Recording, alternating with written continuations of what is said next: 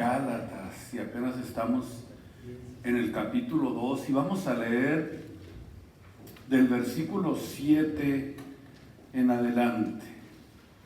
Y dice, en el nombre de Jesús, antes, por el contrario, como vieron que el evangelio de la incircuncisión me era encargado, como a Pedro el de la circuncisión. Porque el que hizo por Pedro para el apostolado de la circuncisión, hizo también para mí, para con los gentiles, es decir, con los de la incircuncisión. Y como vieron la gracia que me era dada, aquí está la clave, la gracia que me es dada de parte de Dios, Jacobo, Cefas y Juan, que parecían ser las columnas de la iglesia en ese tiempo, les dieron las diestras, es decir, les dieron el poder, la autoridad de poder decir con toda certeza: la gracia con la que ustedes predican el evangelio es la aprobación de que efectivamente, Pablo, estás predicando el mismo evangelio. Qué precioso es esto. Qué preciosa es la palabra de Dios. Tomen sus lugares muy cómodamente, con mucha atención a la palabra de Dios. No se distraigan. Estén muy atentos porque vamos a aprender algo muy importante en esta preciosa y maravillosa mañana. Vamos a hablar del evangelio, escuchen ustedes, de judíos y de gentiles. Esto es muy importante que lo entendamos, así se llama nuestro tema, el evangelio de judíos y gentiles, que es un mismo evangelio. Una de las cosas más importantes que vamos a ir notando y que hemos estado notando, estudiando el libro de Gálatas, es que hemos estado aprendiendo que en el estudio que estamos realizando de este libro, encontramos claramente la defensa del evangelio. Y esto es algo excelente que estoy seguro, conforme vayamos desarrollando esta enseñanza, lo vamos a ir descubriendo más y más y más claramente conforme avancemos en este estudio. Y el enemigo en este tiempo no hace ataques a la Biblia de frente. Quiero que sepan que esa es la razón por la que existe tanto engaño. Esa es la razón por la que existe tantas personas que se decepcionan por el cristianismo, por lo que está pasando en este mundo, por la confusión. Pero una de las razones más evidentes que nosotros encontramos, que el adversario no hace un ataque de frente a la Biblia, sino que el ataque es hecho de acuerdo a como hemos aprendido, con astucia, con artimaña, con sutileza, y trata de imitar lo que le pertenece al cristianismo, y por lo general se hace en contra de aquel que está predicando, como le sucedió al apóstol Pablo. Una persona puede ser descuidada, deshonesta, sin comunión con Dios, sin oración, sin ayuno, pero el día que le llega el fuego al aparejo, tiene la culpa alguien más. Él no tiene la culpa. Es Mr. Inocencio. Y esto es muy notable. Cada vez que esto sucede, lo vemos, que es algo que se repite. A pesar de su descuido, a pesar de lo que realmente debería de hacer como cristiano y no lo hace, siempre tiene la culpa el predicador. Siempre vemos que la palabra de Dios, cuando está bien fundamentada en la vida del cristiano, es muy difícil que te muevas. Como en el caso del apóstol Pablo.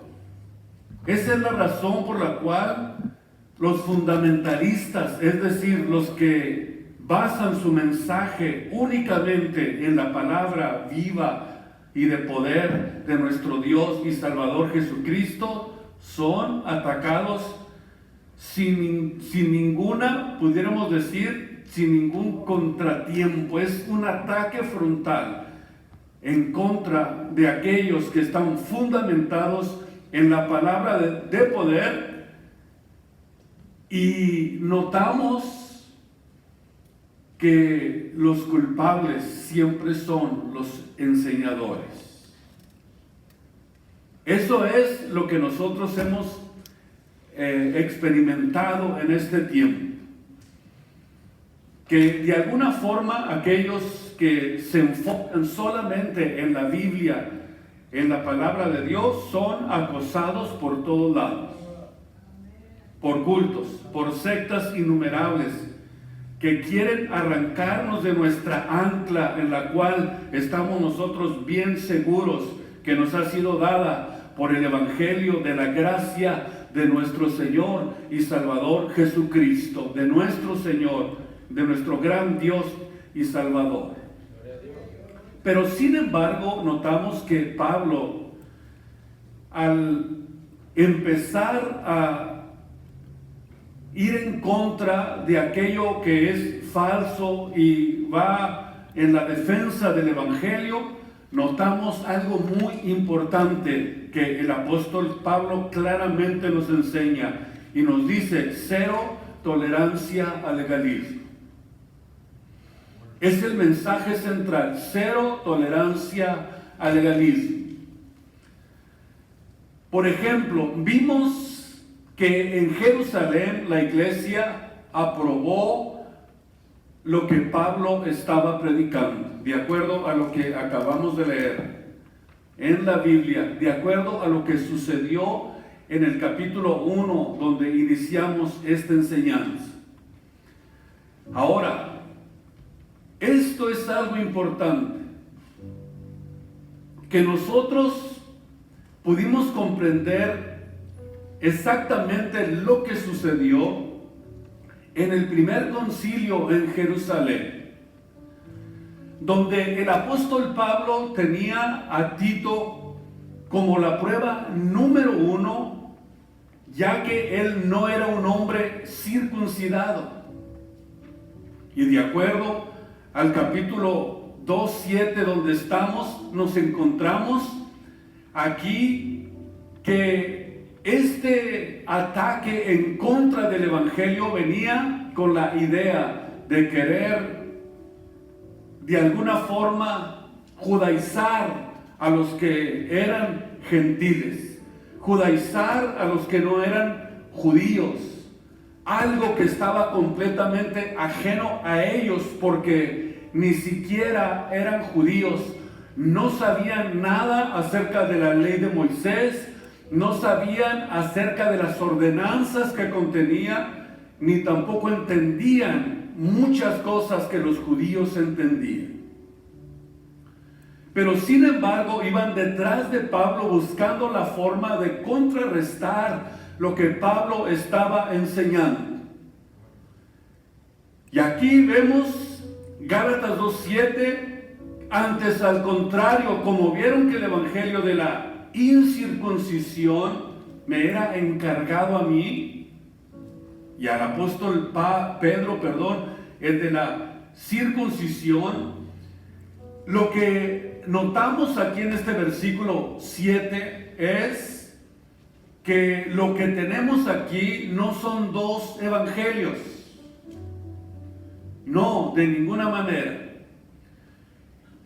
No es que se predicara un evangelio de Pablo, ni tampoco que se predicara un evangelio de Pedro, sino que estos dos hombres, de acuerdo a la Biblia, de acuerdo al concilio llevado a cabo en Jerusalén, Hechos 15, en todo acuerdo que se hizo, no había ningún desacuerdo entre ellos. La aprobación fue: Pablo está predicando el evangelio de la gracia de nuestro Señor Jesucristo. Es decir, era el mismo evangelio, pero dirigido a un pueblo diferente. Vean ustedes la diferencia. El evangelio de la circuncisión quiere decir o se refiere al grupo al cual estaba siendo predicado este evangelio. Es decir, el apóstol Pedro tenía el ministerio de la circuncisión y que estaba dirigido a todos los judíos. Este ministerio la idea era de que se fuera predicado para sacarlos precisamente de todas las ordenanzas que contenía la ley de las ceremonias o la ley ceremonial. Porque cualquiera que dijera, bueno, pero no estamos bajo la ley, sino bajo la gracia. La pregunta es, ¿cuál ley? Dios les dio leyes a Israel. Y si yo digo, ya no estamos bajo la ley, sino bajo la gracia, respóndame pues entonces, ¿a cuál ley se refiere? ¿A la ley moral? ¿A la ley ceremonial? ¿O a la ley civil? Entonces, para poder entender el mensaje que Pablo estaba dando y llevando a cabo, tenemos que entender a qué ley se estaba refiriendo. Porque de acuerdo a Mateo 5, la ley moral, lejos de ser quitada, ¿qué fue lo que sucedió? Fue agravada. Vamos a irnos por partes, vamos a dejar que el evangelio nos muestre, nos enseñe estas verdades tan excelentes y tan absolutas. Cuando Jesús dijo que antes estaba escrito no matarás, pero ahora el que se enoja con rabia y con coraje en contra de su hermano es culpado de homicidio. Y hablando naturalmente de las leyes morales. Cualquiera que mira a una mujer y la codicia en su corazón, dice Jesús, ya adulteró. Eso significa que la ley moral, lejos de ser quitada, fue agravada. Ahora, cuando el apóstol está hablando del evangelio de la circuncisión, se refiere precisamente a todo lo que contenía la ley ceremonial, la ley de los sacrificios. Porque al haber efectuado Cristo un sacrificio perfecto, hecho una sola vez en la cruz del Calvario, ya no hay necesidad de que cada día se estén ofreciendo presentes y sacrificios, porque eso haría imperfecto el sacrificio que Jesucristo hizo una sola vez, y con un solo sacrificio fue capaz de quitar los pecados de muchos. Ahora, la defensa del evangelio que Pablo está demostrando se está refiriendo precisamente a darle el valor agregado, el valor que se merece, lo que Cristo realmente hizo en la cruz del Calvario, y es precisamente el que un solo sacrificio hizo para siempre perfectos a los santificados, y ya no tiene necesidad cada día, como lo hacían en la ley de Moisés, en la ley ceremonial, para poder recibir un perdón temporal por tus pecados. Vamos a ver. Este era el evangelio que se le había encargado al apóstol Pedro. Pero cuando dice el de la incircuncisión, se puede traducir mejor el evangelio para los incircuncisos. Usted sabe que el incircunciso era precisamente el que no pertenecía al pueblo de Israel. Y si dentro del pueblo de Israel, siendo judíos, había alguien no circuncidado, no pertenecía al ambiente y al pueblo de Dios, al pueblo escogido por Dios, el pueblo de Israel. Vamos a ver. Vemos entonces que cuando digo que se puede traducir para los incircuncisos, porque Pablo, de acuerdo a lo que encontramos en él, fue el apóstol enviado a los gentiles, es decir, a los incircuncisos, a los que no eran del pueblo judío. Gentil significa que no pertenecía al pueblo de Israel. El llamado de Pablo fue claro desde un principio. Dios levantó a un apóstol Pablo a los gentiles, incluso hasta a judíos, porque Pablo siempre que entraba en territorio de los gentiles, siempre tenía la metodología de ir siempre primero a las sinagogas del lugar en donde él se encontraba. Por ejemplo, en el capítulo 13 del libro de los Hechos, encontramos que de aquí en adelante es precisamente donde vemos que del capítulo 13 en adelante todo gira en torno al apóstol Pablo. Ya cuando estudiemos el libro de los Hechos lo vamos a descubrir. Del capítulo 13 en adelante de este libro de los Hechos, y en el versículo 5 encontramos la primera evidencia de que este tipo de metodología la tenía el apóstol Pablo. Que a pesar de ser enviado a los gentiles, Pablo tenía como costumbre ir inmediatamente a esos lugares donde había una sinagoga de judíos. Y lo podemos ver aquí. Capítulo 13, versículo 5. Y en el verso 14 de este mismo capítulo encontramos también esta misma enseñanza del apóstol Pablo. Vean ustedes, dice que pasando por Perge, llegaron a Antioquía de Pisidia y entrando en la sinagoga en un día de sábado, entraron y se sentaron allí. Capítulo 14, versículo 1. Nuevamente, nomás lo estoy haciendo para demostrarles que esta era una de las metodologías del apóstol Pablo. Y aconteció que en Icono, que entrados juntamente en la sinagoga de los judíos, hablaron de tal manera que creyó una grande multitud de judíos y asimismo también de gentiles. ¿Por qué digo gentiles? Porque eran griegos. No es nada extraño entonces ver que el apóstol Pablo utilizara este método. Capítulo 17, versículo 1. Encontramos nuevamente al apóstol Pablo, aunque era un territorio que pertenecía a los gentiles, había judíos que también tenían sus sinagogas en esos lugares, y Pablo siempre aprovechaba la oportunidad para ir y meterse allí con ellos y predicarles el evangelio.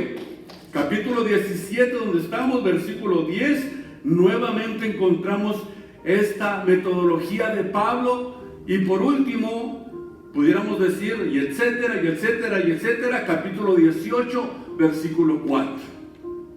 Con esto, entonces ponemos realmente fundamento a lo que estamos aprendiendo acerca del apóstol Pablo.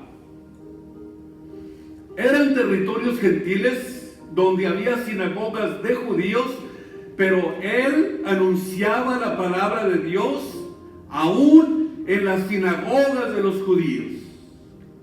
Y notamos precisamente que los primeros 12 capítulos del libro de los Hechos gira en torno, número 1, en torno al apóstol Pedro. Escuchemos, esto es muy interesante, porque los primeros 12 capítulos giran en torno al apóstol Pedro. Del capítulo 13 en adelante giran en torno al apóstol Pablo. Es un descubrimiento que por revelación de la palabra de Dios notamos y hablando precisamente de este acontecimiento, de esto que sucedió, cómo uno era llamado a los judíos y otro era llamado a los gentiles. Por eso podemos decir con toda certeza que era un evangelio ya no que le pertenece exclusivamente a los judíos, sino un evangelio que unió a dos pueblos en uno, derribando la pared de separación que nos dividía, que era precisamente la ley de los sacrificios, la ley ceremonial, porque como gentiles nosotros no podíamos adoptar la ideología de los judíos, pero gracias a que vino Jesús a hacer un sacrificio perfecto en la cruz del Calvario y llamó no solamente a un apóstol Pablo a los gentiles, sino que él también, mientras estuvo aquí en la tierra, provocó hacerlo a los judíos, yéndose a los gentiles. Eso es como para, gracias Dios por tu amor y tu bondad. Del capítulo 13 en adelante marca un giro, y los capítulos restantes vamos a notar cuando estudiemos el libro de los Hechos que gira en torno a Pablo. Pablo, de acuerdo a la Biblia, fue llamado a predicar a los gentiles. Y Pedro, por su parte, fue llamado para ir a sus propios hermanos, los judíos. El evangelio de la circuncisión era para Pedro, como el evangelio de la incircuncisión era para el apóstol Pablo, o para mí, como decía el apóstol Pablo. En el capítulo 2, donde estamos, vamos a continuar. Capítulo 2, versículo 8 del libro de Gálatas. Vemos que, porque el que hizo con Pedro, es decir, el mismo que trabajó con el apóstol Pedro para ir a los judíos, es el mismo que trabajó conmigo para ir a los gentiles. Ellos fueron guiados por el Espíritu Santo, quien solamente tiene un solo evangelio, que fue e impartió poder tanto sobre la vida del apóstol Pablo como la vida del apóstol Pedro en sus ministerios, y cada quien tuvo que tomar su lugar para cumplir con la misión por la cual habían sido llamados. Pero me llama poderosamente la atención el versículo 9. Dice Pablo que cuando fue a este concilio en Jerusalén, vieron la gracia de Dios en él. Vieron algo diferente, vieron cómo Dios se movía, cómo Dios respaldaba, cómo Dios estaba con el apóstol Pablo. De tal manera que estos personajes que eran aparentemente las columnas de la iglesia dieron la aprobación de que efectivamente el apóstol Pablo era un apóstol a los gentiles y predicando el mismo evangelio que le pertenecía a los judíos, ahora era para judíos y para gentiles. Ahora vemos que la única conclusión a la que podían llegar estos líderes era que la gracia de Dios era responsable por la predicación poderosa del evangelio y la edificación de la iglesia por medio de la predicación del apóstol Pablo. ¿Cuál era la misión principal del apóstol Pablo? Era dar testimonio del evangelio de la gracia de nuestro Dios y Salvador Jesucristo. ¿Será que hay otro evangelio? No, en ninguna manera. Pero sin embargo, cuando nosotros notamos aquí y hablamos acerca de lo que es la palabra gracia, esta palabra no existe en ninguna de las religiones del mundo. Es una palabra que no tiene ningún sistema filosófico. No hay ni siquiera, escúchenme bien, ningún escritor en el mundo o poeta que jamás haya podido entender ni tampoco conocer lo que significa la palabra gracia. Y los traductores, cuando llegaron a esta palabra gracia, no encontraban la forma para poder traducir, ya fuera a cualquier dialecto, ya fuera a cualquier idioma, fuera chino, japonés, español, inglés, mandarín, chichimeca o lo que ustedes quieran. Vemos que no podían ni tenían la forma de poder encontrar la traducción de esta palabra. Cuando llegaron a esta palabra, se encontraron con el problema que para poder traducir la palabra gracia, vemos que no existía esta palabra en ninguno de los dialectos ni en ninguno de los lenguajes. ¡Qué interesante! ¿Qué es lo que les quiero decir? Que nosotros encontramos que la palabra gracia es una palabra exclusiva de la Biblia, de la palabra de Dios. Es una palabra incomprensible para el mundo. Es una palabra incomprensible para muchos, porque la palabra gracia significa don inmerecido de Dios. ¿Cómo es posible que pueda existir una expresión y una palabra de un don inmerecido, de algo que no te pertenece, de algo que no te ganaste? Imagínense ustedes que de repente alguien diga: te ganaste la lotería, son 500 millones de dólares, pero ni compré boleto. Ni siquiera juego yo en la lotería, porque dicen que para poder pegarle a la lotería es más fácil que te muerda 15 veces un tiburón sin ir al mar.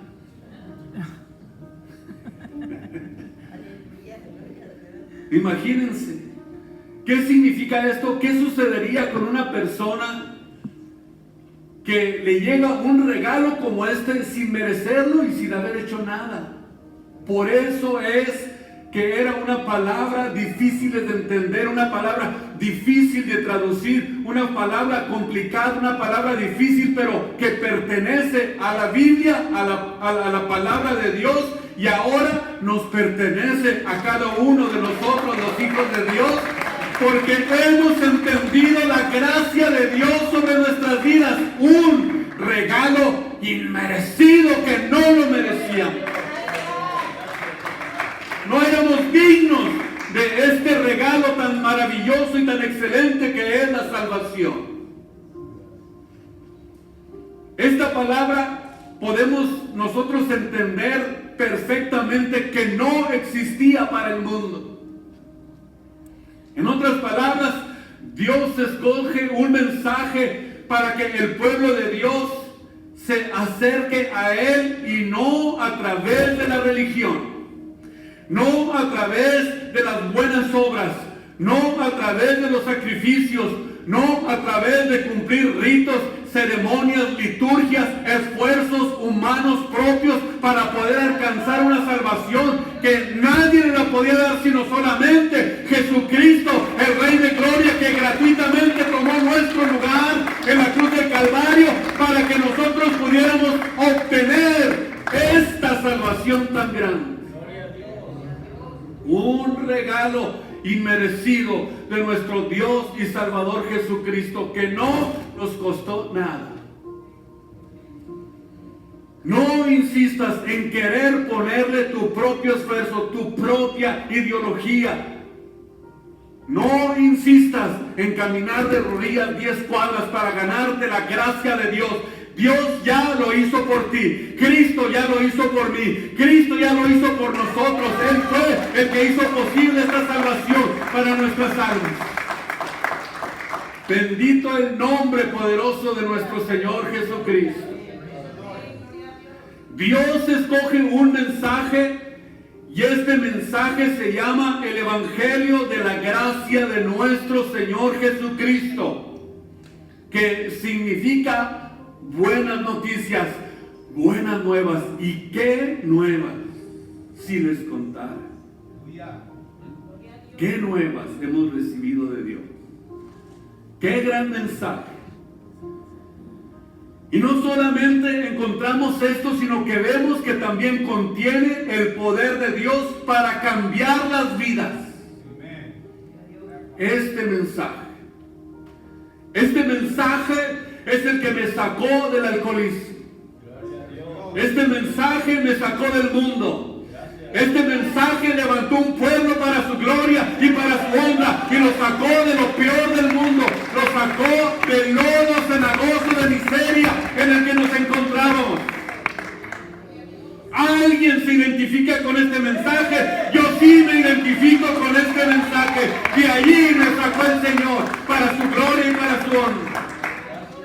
Gracias Dios. Contiene el poder de Dios para cambiar las vidas. Y no solamente esto, sino que notamos que Él mismo vino a salvar. Él mismo se hizo presente. Se hizo presente para darnos el mensaje de que Él te quiere perdonar. De que Él te quiere a pesar de todo lo que haya pasado en tu vida, de todo lo que hayas hecho. No importa qué tan bajo hayas caído, Él quiere, Él viene con este mensaje de perdón, de restauración, de salvación para nuestras vidas. ¡Qué grande es nuestro Señor Jesucristo! ¡Grande y maravilloso es su nombre! ¿Y qué es lo que realmente cambia a una persona? Solamente el mensaje del Evangelio, de la gracia de nuestro Señor y Salvador Jesucristo. Pero ¿qué fue lo que realmente sucedió? Cuando nosotros escuchamos este mensaje, ¿qué fue lo que pasó? Caímos de rodillas. Caímos de rodillas delante de Él y dijimos: Señor, no había entendido el poder que tiene este mensaje, la grandeza de este mensaje, el poder de este mensaje del Evangelio. No lo había entendido, porque aquí no tiene nada que ver ninguna religión. Es una situación, un acto personal entre Dios y yo. Se trata de mi salvación. Se trata de mi salvación. Enfócate en tu salvación. Enfócate en tu vida. No te enfoques en los demás. ¿Qué te importan los demás? Enfócate en ti. Piensa en tu salvación. Piensa en el Evangelio de gracia y de salvación que hemos recibido de Jesucristo. Enfócate en ti, que no te importen los demás. Dale la gloria y la honra a Él y vive para Él. Dale a Él toda la gloria y toda la honra. Eso sucedió. Caímos de rodillas y no lo podíamos creer. No podíamos creer lo que Cristo comenzó a hacer en nuestras vidas. ¿Qué es eso? Es la gracia de Dios. Es el poder de Dios para perdonarnos. El poder de Dios para restaurarnos. El poder de Dios para levantarnos, para sacarnos de la miseria, para sacarnos del mundo, para que fuéramos un pueblo para su gloria y para su honra, un pueblo apartado, un pueblo que fuera celoso de buenas obras y esperar con paciencia el día de nuestra transformación de nuestros cuerpos para ser semejantes al cuerpo de su gloria. Es el poder de Dios para perdonarnos, pero escuchen ustedes sin que lo merezcamos. Porque se necesitaba un mérito, ¿acaso nuestro? No. Su muerte en la cruz hubiera sido en vano si necesitara nuestra intervención. Si se necesitaran nuestros méritos, entonces devaluaríamos lo que Él hizo por nosotros. Lo baratearíamos. No sería lo mismo. Su muerte hubiera sido en vano. Pero lo que sí notamos es lo que la Biblia nos enseña. La Biblia nos dice que la gracia de Dios que trae salvación a todos los hombres se manifestó, enseñándonos que renunciando a la impiedad y a los deseos mundanos, vivamos en este siglo templada, justa y piamente. Eso es lo que nosotros necesitamos entender, que necesitamos que el Evangelio se convierta en una parte integral de nuestras vidas, para que podamos vivir templada, justa y piamente en esta vida. Y una de las verdaderas evidencias de alguien que realmente es cristiano o cristiana y que ha recibido el Espíritu Santo en su vida es que no deja de hablar de Jesucristo donde quiera que ande.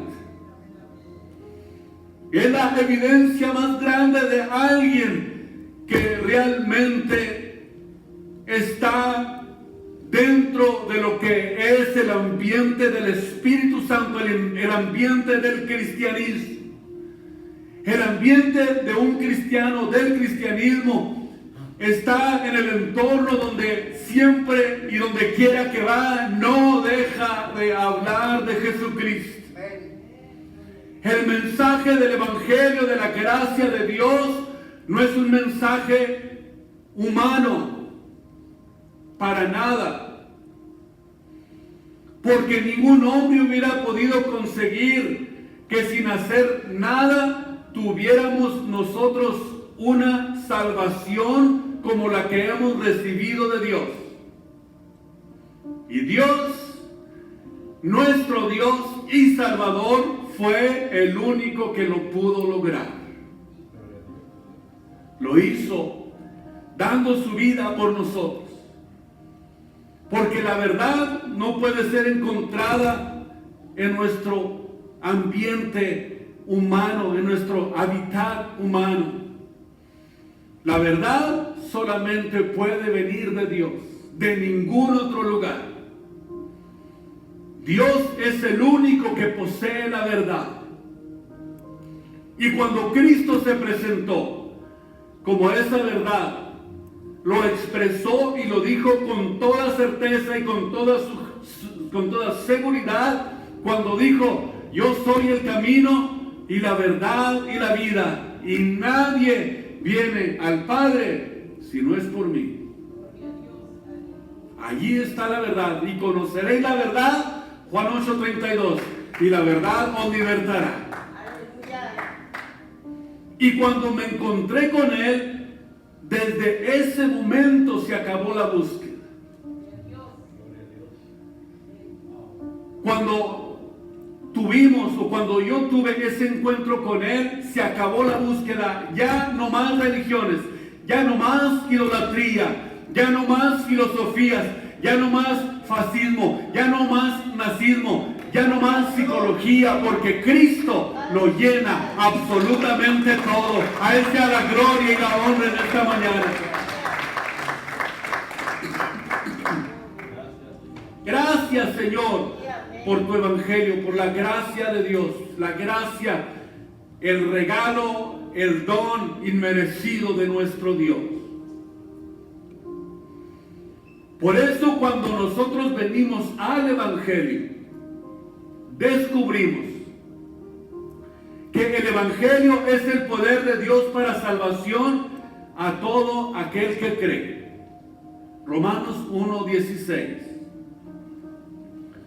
Por eso cuando nosotros leemos esto en la Biblia, cuando leemos este Evangelio, estamos teniendo una comunicación verbal. Escuchen ustedes, estamos teniendo una comunicación verbal con nuestro Dios. ¿Por qué? Porque aquí está la Biblia, aquí está la voluntad de Dios. Dios nos habla a través de la Biblia. Y desde ese momento nosotros comenzamos a tener esta comunicación clara con Él. Ahí Dios determinó su voluntad. Aquí Dios está determinando cuál es su voluntad.